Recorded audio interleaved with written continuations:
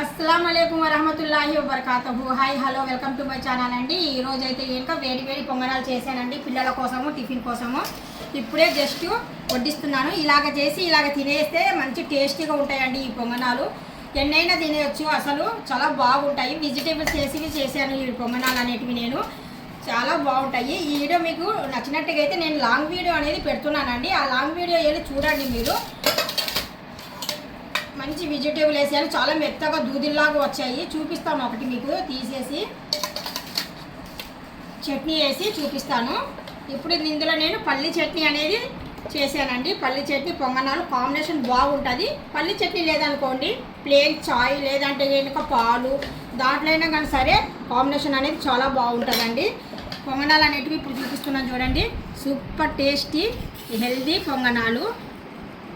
Carrot, పచ్చిమిర్చి, కొత్తిమీర, onion ముక్క అనేది వేసాను. అందులో ఆనియన్ ముక్క అనేది కనిపించలేదు, మళ్ళీ అందుకు ఇంకొకటి కూడా చూపిస్తున్నాను నేను.